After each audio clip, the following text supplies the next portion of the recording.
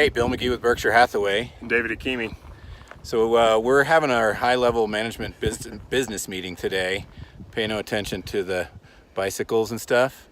But, you know, we're just doing research on the great state of Colorado where we work. But today, Dave and I have been talking a lot about kind of the difference between a discount brokerage and full-service brokerage.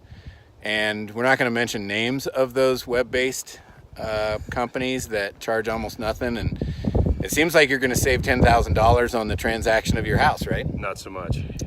Yeah, so here's the thing. If you look at one of those comparison charts that says the services we provide and the services they provide, it seems like they provide 80% of the services that we provide. Like they'll get you on the MLS and stuff like that.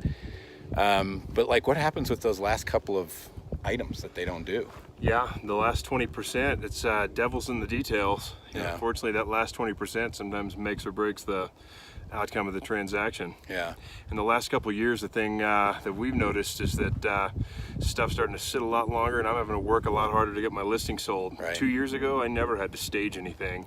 Had a listing 2 months ago in a condo complex that normally would have gone in a day or two.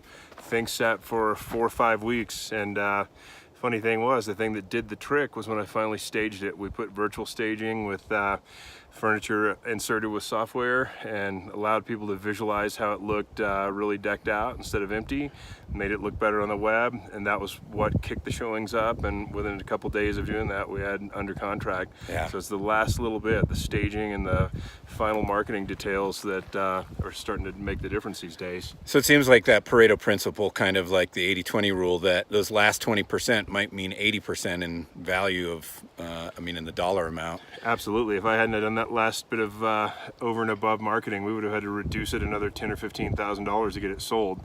So rather than get it sold with another reduction, I got it sold with above and beyond marketing, and it put more money in the seller's pocket.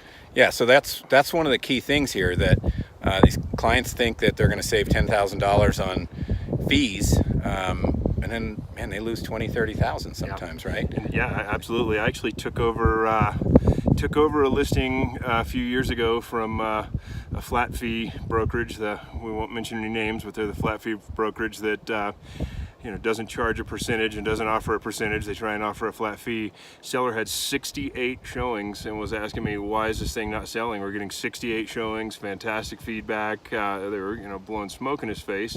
Of course, nobody wanted to feed back the truth that we're steering our sellers away from it. Sorry, steering our buyers away from it because there's not enough commission on it. Right. So I took the listing over. I properly staged it, properly marketed it, increased the commission to a normal commission rate, but I also increased the price $15,000. Within 2 days, it was under contract to a competing offer. Wow. Yeah. So you increase the price and it goes, partly because we kind of know what we're doing. And the price increase greatly exceeded the commission increase that he paid, difference between me and the flat fee broker. So even though I'm a traditional broker with a traditional fee, he pocketed more money, he got it sold, got over the brain damage. Well, and I had one of those too. And I had one where a listing that I interviewed for ended up going with a discount brokerage. The funny part was, or sad for them, was that there was a exact model match comp, because it was a condo complex, that sold 2 or 3 weeks later for $24,000 more. So that discount brokerage came in and said, hey, we'll save you, and I think it was $6,000 that they saved. And missed out on $24,000 in selling price. If you do the math, that's not a good deal. No, not at all. Well, we need to get back to our high-level important business meeting. And where are we today? Evergreen?